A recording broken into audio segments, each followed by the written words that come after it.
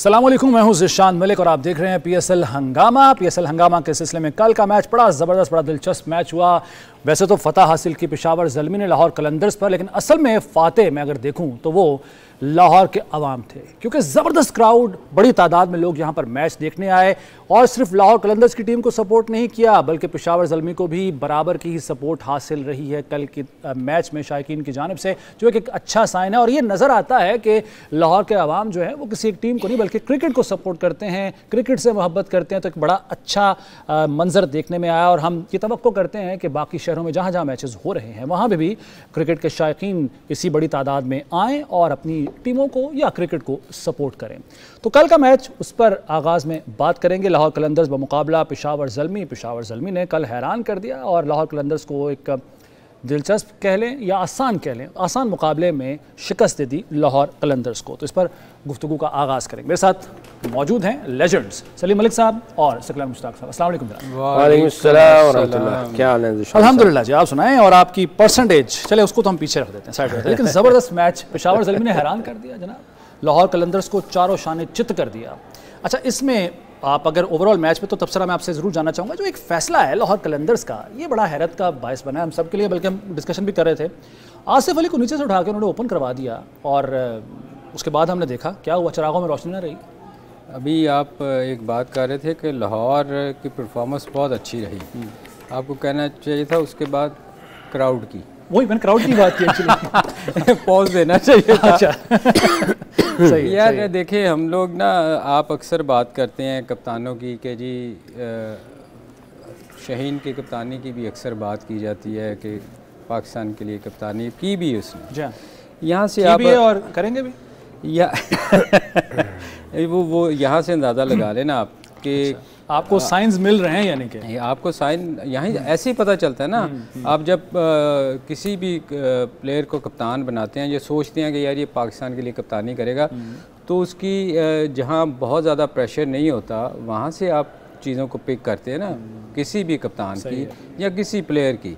तो यहाँ से अंदाज़ा लगा लें कि फ़ख्र के होते हुए जो एक बहुत तेज़ बैटिंग करता है और आपके पास अब्दुल्ला शफीक ओपनर हो और आप उसको आसिफ को ओपन करवा दें, ये तो वो चीज़ें होती है। पिंच हिटर वो नीचे से उस वक्त भेजा जाता है जब आपको बहुत ज़्यादा स्कोर की ज़रूरत हो। बिल्कुल ठीक है, मतलब आपको तजर्बे करने की ज़रूरत नहीं है, पिछले मैच से तजर्बे कर रहे हैं आप। मैं पूछता हूँ एज ए ले मैन के आसिफ अली को क्यों ऊपर भिजवाया है? सही है, मतलब इसकी कोई तुक होनी चाहिए ना।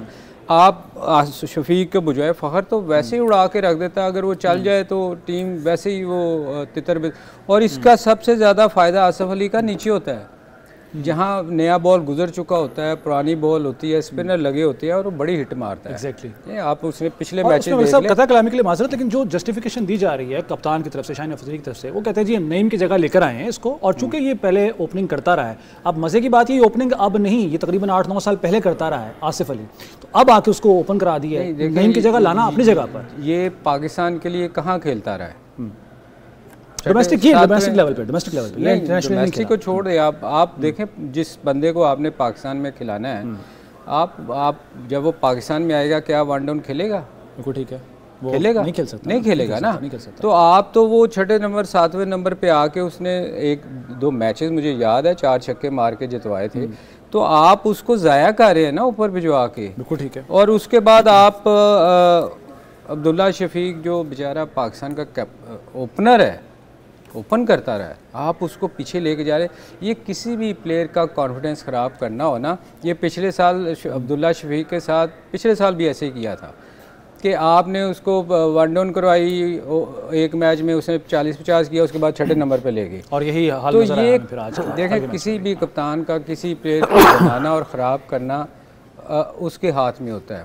बिल्कुल ठीक है। उसके बाद आप मुझे ये बता दें, आपने कौन से 50-50 स्कोर किए हुए जो आप सिकंदर से ऊपर आ रहे हैं? पिछले मैच में आपका जो सबसे मेन प्लेयर था वो सिकंदर था, जिसने बहुत फेंटा लगाया। और इस मैच में भी अगर उसकी इनिंग निकाल दी जाए तो कुछ नहीं बचता, तो कुछ नहीं बचता। आपको चाहिए था कि सिकंदर को प्रमोट करें, जो आपका इन फॉर्म बैट्समैन है। आपको कोशिश तो ये होनी चाहिए किसी भी टीम की कि अगर इनफॉर्म बैट्समैन है तो आप उसको ऊपर भिजवाएं ताकि आपकी टीम की परफॉर्मेंस बेहतर हो सके। आप बिल्कुल ठीक कह रहे हैं। मैं इस्कलान मुश्ताक साहब से भी इसी पॉइंट पर बात करते हैं। इस्कलान साहब, ओवरऑल जो बैटिंग रही है लाहौर कलंदर्स की, और फिर जो जिस तरफ निशानदेही की है मलिक साहब ने भी कि शाहीन अफरीदी साहब सिकंदर से ऊपर आ रहे हैं और दोनों का फ़र्क हमें नज़र आ रहा है बैटिंग में, फिर आसिफ अली को ओपन करवाना, ये किस तरह का फैसला था?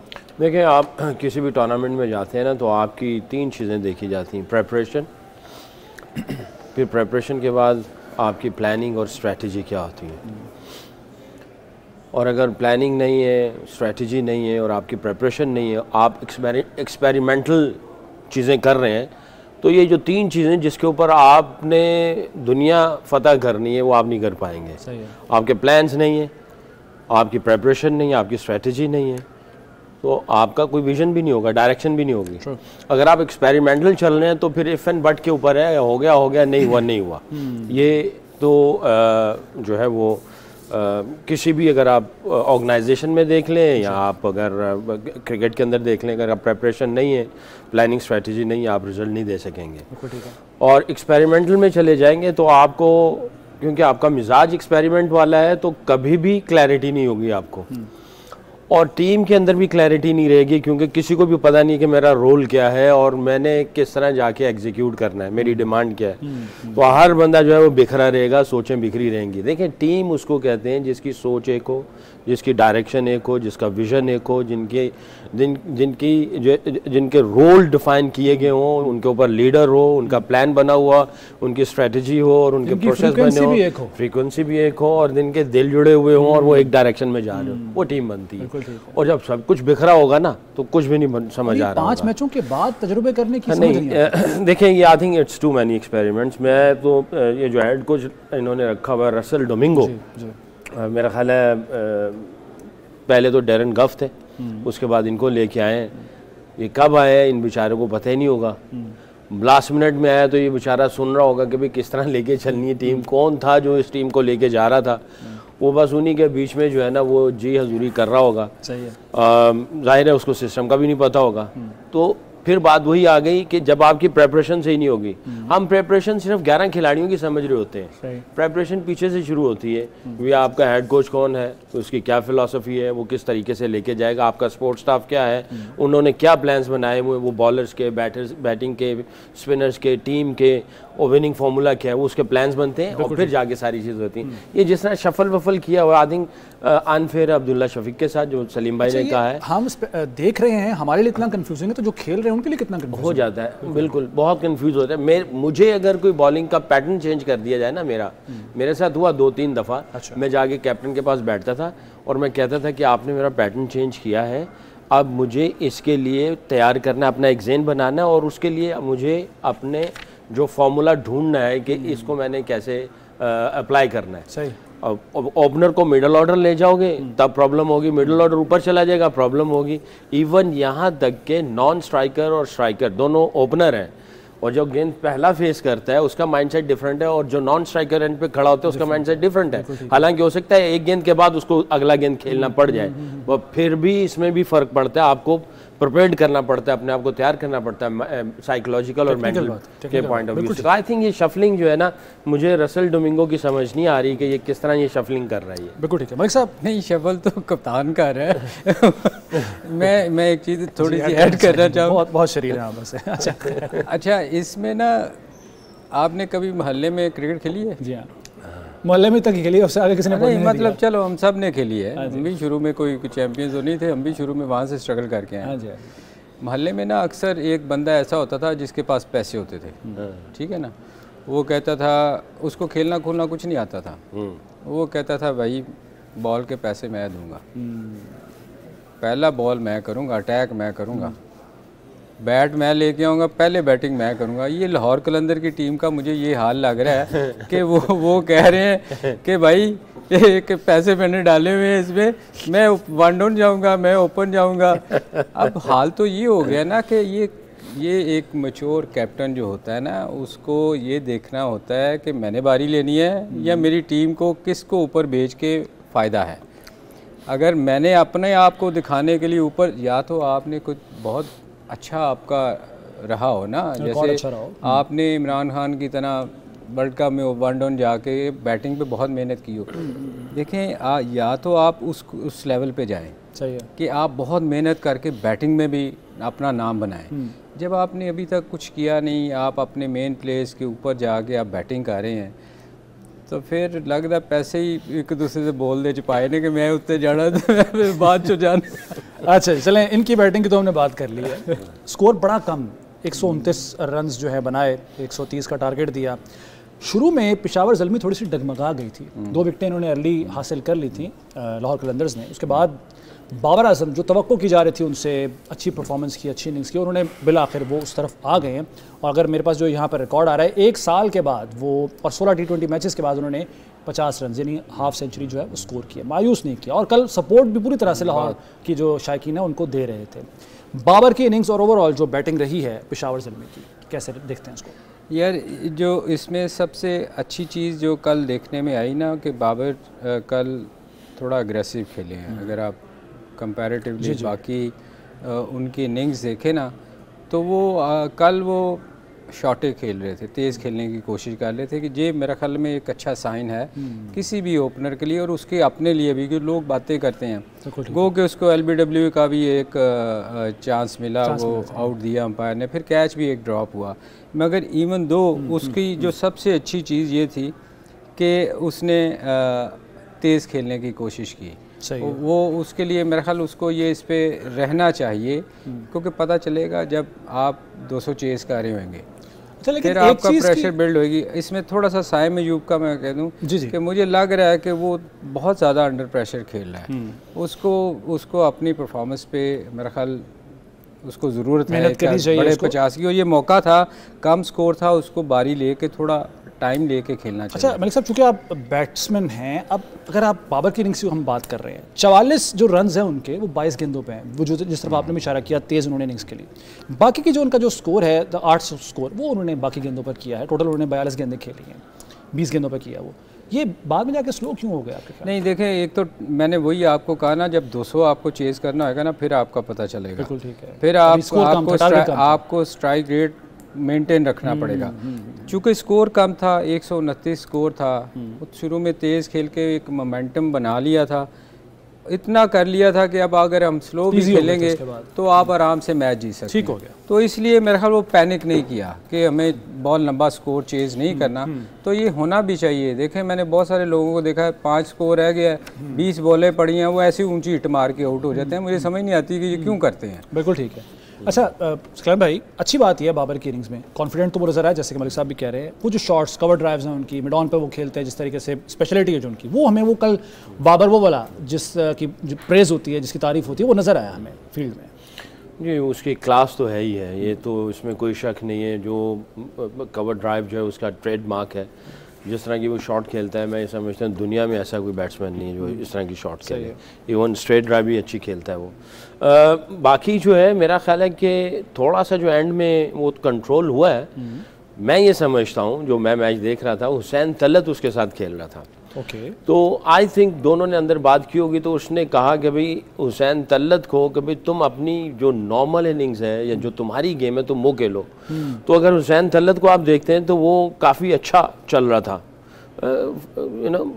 फ्लो के साथ चल रहा था। तो उसने कहा कि चलो इसको जो है ना इसको मौका भी दे दिया जाए, या ये चल रहा है काम तो हम लोग जीत की तरफ ही जा रहे हैं। तो वो अपना उसने प्रॉब्ली 5वें गेयर से वो तीसरे चौथे में आ गया और हुसैन तलत अपने फ्लो में चलता चला गया। जो आप लोग बार बार कहते हैं कि कप्तान को अपनी इनिंग्स नहीं अपनी टीम की इनिंग्स की तरफ, तो मुझे ऐसा लगता है कि उस वक्त बाबर ने ये चाहा होगा या कहा होगा कि भी हुसैन थोड़ा सा और नॉक कर ले, ताकि इसका थोड़ा सा और यानी कॉन्फिडेंस भी आ जाए, कुछ रन्स भी आ जाएं, ताकि अगले मैचों के लिए भी फ़ायदा हो जाए। और प्लस ये तो अपना काम कर चुका था, एंकर रोल भी कर दिया उसने, बेस भी बना दी, उसने शॉट्स भी दिखा दिया आपको, क्राउड भी खुश हो गया, और जो है वो बैट कैरी करके वो मैच जीत के वापस आ गए। बाकी जो साइम की बात हो रही है, इस प्रोग्राम से पहले हमारा जो बिल्डअप प्रोग्राम था उसमें मैंने कहा था कि जब भी कोई इंजर्ड होके आता है या ड्रॉप होके आता है या रेस्ट करके आता है, किसी वजह से किसी को जो रेस्ट दिया जाता है, तो कम से कम 5 से 8 मैच लगते हैं आपको वापस उस मोड में आने के, अपनी पूरे पोटेंशियल पे आने पे। पहले मैच में इसने 50 किया, उसके बाद थोड़ा सा रस्टी नज़र आना शुरू हुआ। तो मेरा ख्याल है कि जब इसके ऊपर जितनी एक्सपेक्टेशंस थी तो इसने भी अपने आप को उसी तरह का समझ लिया। बिल्कुल ठीक है, इसके अंदर जो पोटेंशियल था, जिस तरह का ये खिलाड़ी है, जिस तरह की इसने परफॉर्मेंस दी है जी। जब आप शुरू करते हैं तो आप उन्हीं बेसिक चीज़ों को फिर पकड़ते हैं जिसकी वजह से आप ऊपर गए थे। टाइम लग सकता है। हाँ जी, तो उसके लिए आपको टाइम लेना ही पड़ेगा। तो आप अपनी बेसिक पे रहते हुए, टाइम लेते हुए, जैसे सलीम भाई ने कहा, बेसिक पे रहे, टाइम लेते हुए जाए और करते करते फिर वो आपका जो मैक्सिमम जो आपका पोटेंशियल वो बाहर निकलेगा। तो आपके जो है ना वो देख लें 4-5 मैच हो गए, 5 मैच हो गए, एक मैच में किया है, 4 मैच हो गए इसके। मेरे ख्याल है सकी उसने हमारी बात सुन ली है कि 7-8 मैच लगती हैं, वो 50 करने के बाद फिर वापस चला गया। हालांकि सकी देखो ये बड़ा उसके लिए बहुत अच्छा मौका था कि वो जिस वापस आने के बाद उसको 50 रन मिल गए थे।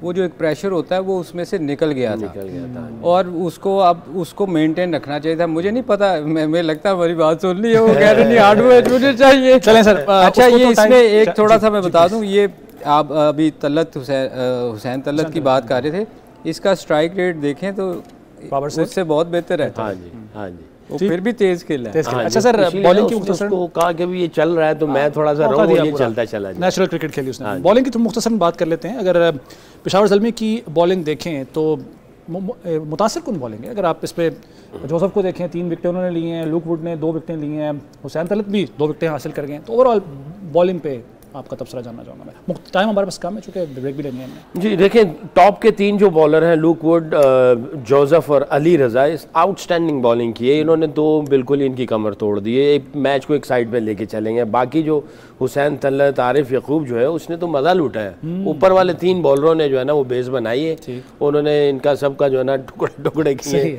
उड़ा के रख दिया है पेशावर ज़ल्मी को। उसके बाद जो है तो I think lot of credit goes to Joseph, जिसने 4-15-3 यानी कितना वो इकोनॉमिकल रहा। लुक वुड, और देखें अल्लाह बुरी नज़र से बचाए ये अली रज़ा को, बच्चे को पेस भी दिखा रहा है, कंट्रोल भी दिखा रहा है और स्किल भी दिखा रहा है। आपको तीनों चीज़ें दिखा रहा है। आप दूसरी साइड पे देखेंगे, इस साइड पे आपको पेस नज़र आएगी, कंट्रोल उतना नज़र नहीं आएगा, स्किल्स भी थोड़ी बहुत नज़र आएंगी इस साइड पे, और यहाँ भी एक्सपीरियंस है दूसरी साइड पे बॉलिंग पे। मैं उधर नहीं जाऊँगा। तो इस बच्चे में ये तीनों चीज़ें दिखा रहा है। अल्लाह बुरी नज़र से बचाए, अल्लाह बुरी नज़र से बचाए। लेकिन ये बुरी नज़र ही सिर्फ होती है मलिक साहब, ये कुछ और भी होता है, क्योंकि जो भी फास्ट बॉलर आता है बड़ी तेज़ बॉलिंग करता है, इंप्रेसिव गेंदबाजी करता है, विकेट भी हासिल करता है, उसके बाद जाके वो नज़र ही लगती है, कुछ और मामला होता है।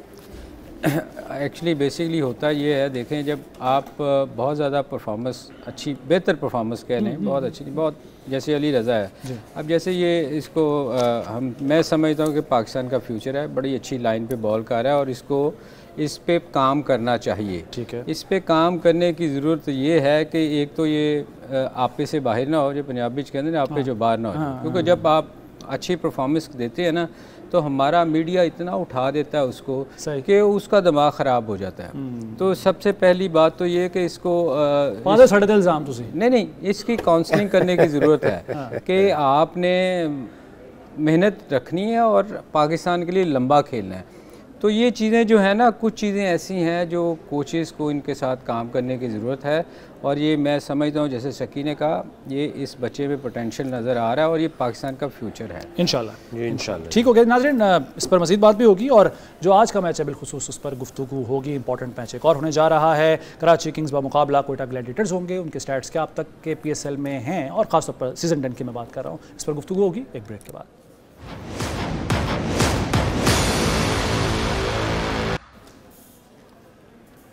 एक बार फिर खुशामदीद कहते हैं आपको PSL हंगामा में। नाज़रीन, हम ब्रेक पर जाने से पहले बात कर रहे थे कल के मैच की, और जो परफॉर्मेंसेस दिखाई गई उन पर राय ले रहे थे अपने लेजेंड्स की, लेकिन इन लेजेंड्स की जो कारकर्दगी उस पर हम बहुत कम बात करते हैं, हालांकि उसकी ज़्यादा ज़रूरत है, क्योंकि ये हमारा फ़ख्र है। अगर मैं याद करूं 1999 का वर्ल्ड कप जिसमें हैट्रिक स्कोर की थी जनाब सफियान मुश्ताक साहब ने, उस पर मैं चाहूँगा कि इनके तासुरात, इनके जज्बात हम जानें, क्योंकि हम तो बड़े खुश थे, ज़ाहिर है हमारे लिए फ़ख्र का मकाम था।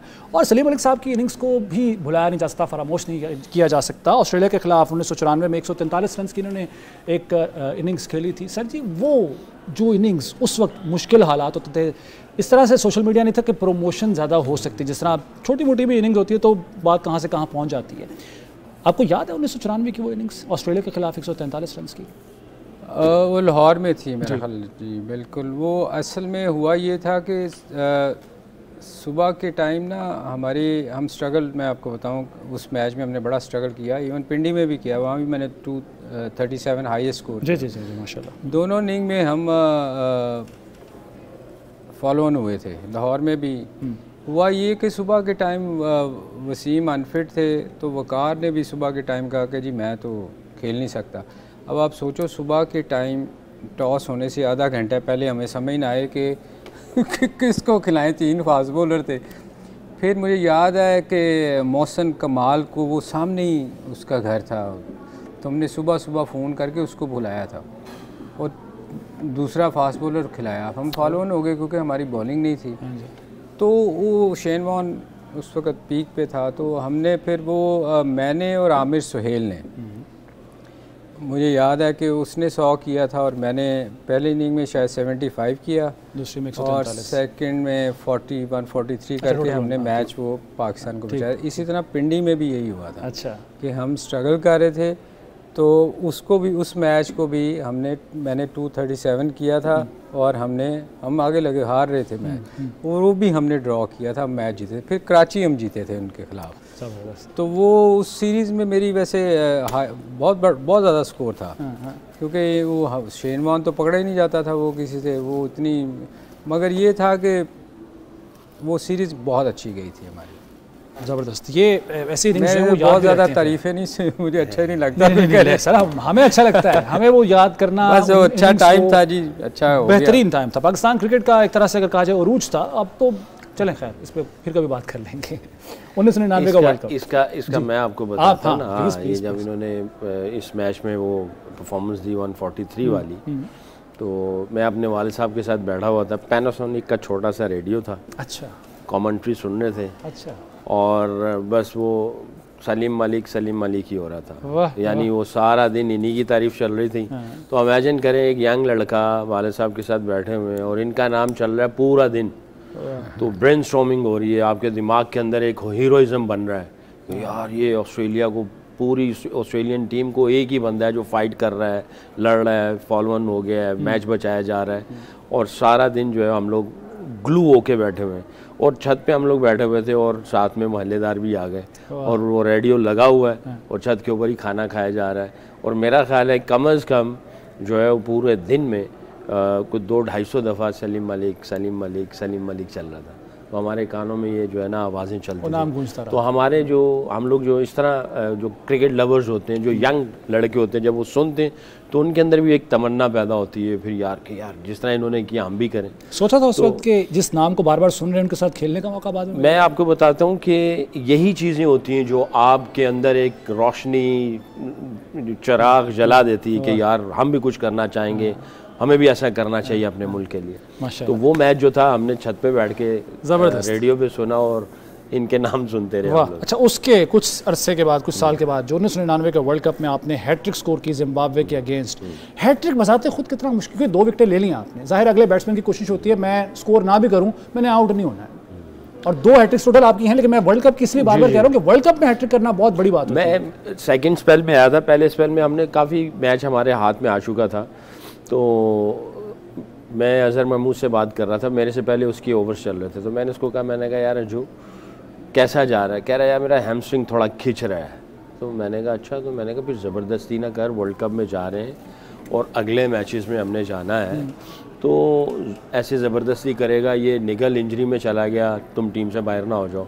तो मेरी और उसकी डिस्कशंस हो रही थी ऐसे। मैंने कहा मैं ख़ुद नहीं कुछ कहूँगा, ये ना हो कि कोई ये कह दे कि यार ये लालची है, ये खुद आना चाह रहा है, ओवर कराना चाह रहा है। मैंने कहा देख तुमने खुद असेस करना है, क्योंकि हम दोनों अंडर 19 इकट्ठे खेले हुए थे, तो वाइल प्लेइंग आप ये चीज़ें असेस कर रहे होते हैं। तो अज़हर ने कहा यार 1 ओवर और कर लूँ। मैंने कहा देख ले जोर ना लगाएं इतना ज़्यादा। फिर मैंने कहा देख तेरी कॉल है, मैं ऐसे तुम्हें कह रहा हूँ, मैं तो आगे देख रहा हूँ। अच्छा वो ब्रेक लेना है तो ब्रेक ले लेते हैं, आप ब्रेक लेके मुकम्मल कर लें अपनी बात। Anyway long story cut in short, जब मैं आया दोबारा स्पेल करने के लिए अज़हर महमूद के बाद, देखिए जब आपकी हैट्रिक होती है ना, जैसे मैं अक्सर कहता हूँ कि मेरा ये फार्मूला था, इंटेंशन, इमेजिनेशन, एग्जीक्यूशन, ऑब्जर्वेशन। तो मेरी जो नीयत थी पहले गेंद की, वो मैंने उसको प्रोसेस को कंप्लीट किया, दूसरा गेंद प्रोसेस ऐसे बनाया ही था तो दूसरे में भी पता था कि ये ऐसे आउट होगा, और तीसरे गेंद पे भी पहले से ही आपके घंटी बजनी शुरू हो जाती है कि आपको विकेट मिलेगी, आपकी फीलिंग बन जाती है, और वो फीलिंग जो है वो फीलिंग बनी और अल्लाह ने वो इज्जत दे दी। माशाल्लाह माशाल्लाह। चलिए नाज़रीन, एक ब्रेक का वक्त हुआ है, ब्रेक के बाद वापस आते हैं और बात करते हैं।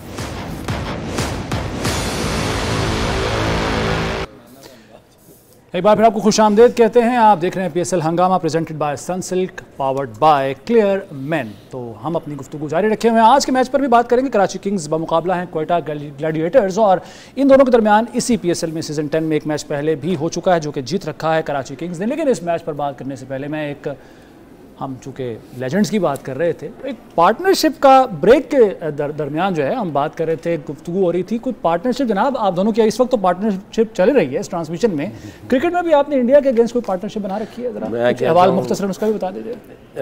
कनाडा में मैच काफ़ी फंस गया था, मेरी और सलीम भाई की पार्टनरशिप लगी थी, इन्होंने 70 आउट किए थे, मेरा कोई 12-13 ही होगा, 14 डाला था लेकिन आपने। हाँ, मगर ये मुझे लेके चल रहे थे। अच्छा। और बहुत ही आंकड़े का मैच था, बहुत ही यानी हाई वोल्टेज मैच था, लो स्कोरिंग थी, गेंद स्विंग भी हो रहा था, सीम भी होता था वहाँ पे, मोहांती शांति गंगुली भी बड़ा बना हुआ था, और स्पिनर्स का भी जोशी कुंबले ये वो सही। तो वहाँ पे सलीम भाई ने आखिरी ओवर की, मेरा ख्याल है कि चौथी या पांचवीं पे चौका मार के ना पॉइंट पे, तो हम लोग मैच जीते थे। तो आपको याद है वो मैच? वो उस मैच की जो है ना, उस मैच में मैंने बैटिंग का प्रेशर हैंडलिंग और किस तरीके से पार्टनरशिप में काम करना है, उसका मुझे फ़ायदा हुआ। फिर अगेंस्ट इंडिया के खिलाफ मेरी और वकार भाई की ब्रिस्बेन में पार्टनरशिप लगी, इस मैच की वजह से वो मुझे सीखने जो कि बाद में हमने इनिंग्स आपकी देखी भी है टेलेंडर के तौर पे भी आपने, लेकिन वो हम उस पर कल बात करेंगे क्योंकि अभी जाहिर है आज के मैच की गुफ्तगू करनी है। वो मैच याद है आपको, ये वाला जो पार्टनरशिप का? वो भूल सकता है, मैच जीते थे। मुझे याद है जब सकी अंदर आया ना तो वो विकेटें गिर रही थी, तो सकी को मैंने कहा सकी सिंगल कर लेगा यार। सकी ने कहा मैं आप फिक्र ना करें, मैं आउट नहीं होता। मैं कहा तू आउट नहीं होएगा तो हम ये मैच जीत जाएंगे। और उस मैच में फिर सकी वाकई नहीं आउट हुआ। सकी का ये था कि ये बॉलर इसको आउट नहीं कर सकता था, ये पूरी बारी लेता था। सही। इसी तरह एक अगला मैच सकी, उसके बाद एक मैच हुआ, वो मैच हम हारे। उसके हारने की वजह ये थी कि जब सामने वाले बैट्समैन को मैंने कहा ना कि यार तू रोक लेगा, सिंगल कर लेगा, उसने कहा जी मैं नहीं कर सकता, आपको ही खुद करना पड़ना है। वो मैंने चांस लिया, या उसमें भी 22 स्कोर चाहिए था 2 ओवरों में, तो मैंने चांस लिया, मैं को 10 कर गया तो मैं आउट हो गया, और वो मेरे शोल्डर पे बॉल लगी थी। उसके बाद बड़ा शोर मचा कि जी ये शोल्डर पे जान के मार के आउट हुआ है। तो ये मैं वो बड़ा मिस करता था कि काश सकी होता सामने तो ये हम मैच जीत सकते थे। बिल्कुल ठीक है, ये जी यादें हैं जो हम ताज़ा करते रहेंगे। और आपको एक और बात भी बताऊं, मैं जिस सकलैन मुश्ताक को आप स्पिनर के तौर पर जानते हैं, देखते हैं, ये जब इन्होंने क्रिकेट स्टार्ट की तो फास्ट बॉलर के तौर पर आए थे, बनना भी शायद चाहते थे, उस पर कल लेकिन हम बात करेंगे। आज की गुफ्तगू करते हैं। मैच होने जा रहा है क्वेटा ग्लैडिएटर्स और कराची किंग्स का। मलिक साहब, क्वेटा ग्लैडिएटर्स और कराची किंग्स एक मैच इस सीज़न में खेल चुके हैं जिसमें कराची जीता था, 175 रन उन्होंने बनाए थे 7 विकेटों के नुकसान पर, और क्वेटा ग्लैडिएटर्स 119 पे आउट हो गई थी। आज के मैच में जो अभी तक इनकी चल रही है टेबल पर परफॉर्मेंस अगर हम देखें तो कराची किंग्स दूसरे नंबर पर है, 5 मैचेस खेल रखे हैं, 3 जीते हैं, और क्वेटा ग्लैडिएटर्स जो है वो सेकंड लास्ट नंबर पर है, 3 मैचेस खेले हैं, 1 उन्होंने जीता है। आज के मैच के हवाले से वैसे ओवरऑल भी देखें तो ये कराची 7 जीती है और वो 12 जीती हुई है, मगर मेरा नहीं ख्याल कि हर सीज़न एक डिफरेंट टीम होती है आपकी, आपको पिछले मैचों पे के साथ कंपैरिजन नहीं कर सकते। तो मेरा ख्याल है कोयटा स्टार्ट तो उन्होंने बड़ा अच्छा लिया था, मगर मुझे नहीं लग रहा कि वो इतना अच्छा इस सीज़न में खेल रही है। उनका कम्बिनेशन मुझे कुछ समझ नहीं आ रहा। उनके आप देखें अभी उन्होंने ख्वाजा को फिर खिलाया जो पिछले साल बड़ा अच्छा 150 किया था उसने, मगर ओवरऑल अगर देखें रोसो उनका कोई स्कोर नहीं कर रहा, जिन पे वो मेन जो पिछले कई सीज़न से स्कोर कर रहा था। मेरा ख्याल ये ऑलमोस्ट कुछ प्लेयर ऐसे होते हैं फिर वो वेटरन की तरफ जाना शुरू हो जाते हैं ना, तो वो उनकी परफॉर्मेंस शायद वो नहीं रहती। तो मेरा ख्याल है कि इनको जो है ना, आमिर को भी अगर देख लें तो वो भी उस एज पे आ चुका हुआ है कि अब वो उसकी वो पेस नहीं रही। वो जिस दिन उसका अच्छा होता है वो अच्छी है, तो एग्रेशन उनकी बॉलिंग से ज़्यादा एटीट्यूड नज़र आ रहा है, लेकिन बॉलिंग में शायद दूसरा से एग्रेशन नज़र नहीं आ रहा। उसकी रीज़न है कि एज थोड़ी सी हो गई है, तो वो उसमें जोर लगाना पड़ता है। अच्छा ठीक, मगर ये कोयटा स्ट्रगल कर रही है बिल्कुल बनिस्बत। बिल्कुल ठीक। सर आज का मैच कोयटा को जीतने के लिए स्ट्रॉन्ग क्रिकेट खेलनी पड़ेगी तीनों फॉर्म में, बैटिंग बॉलिंग फील्डिंग तीनों चीज़ों में इनको मात देनी पड़ेगी। स्ट्रॉन्ग तो कराची किंग ही लग रहा है। कराची किंग की तरफ से परफॉर्मेंसेज आई हुई, जेम्स विंस की बहुत अच्छी परफॉर्मेंस आई हुई है, वार्नर फॉर्म में आया है पिछले मैच में, वो लेके चलेगा, अपने मोमेंटम को लेके चलेगा। नबी ने अच्छी परफॉर्मेंस दी, खुश दिल शाह अच्छे नॉक में नज़र आ रहा है, अब्बास ठीक कर रहा है, Hasan Ali top class bowling कर रहा है, मीर हमजा भी बुरा नहीं है। तो 6 लड़के जो ऐसे हैं जो कि game changer match winner approach के साथ परफॉर्मेंस नज़र आ रहा है। इधर आपको पैची परफॉर्मेंसेज नज़र आ रही हैं, साउथ का उस तरह का नज़र नहीं आ रहा, फिन वो भी फॉर्म में नहीं है। हसन नवाज ने एक 100 किया था पाकिस्तान की तरफ से, उसके बाद आया है और आके थोड़ा सा रस्टी लग रहा है, कुछ इस तरह नहीं है। मेंडेस का भी कोई इतना नहीं, रायल रूसो, फ़हीम अशरफ, एबर्ट, आमिर की भी पैची परफॉर्मेंस रही है, 2 मैचों में अच्छी हैं, बाकी में नहीं है। अबरार एक ऐसा बॉलर है जो कि कंसिस्टेंट परफॉर्मेंस दे रहा है। अली माजिद इन्होंने लेके आते पिछले मैच में, उसने ठीक परफॉर्मेंस दी थी, बट जो कराची की तरफ से परफॉर्मेंसेज आ रही हैं तो लगता तो ये है कि 60% कराची को देना चाहिए और 40% जो है वो कोयटा ग्लैडिएटर को देना।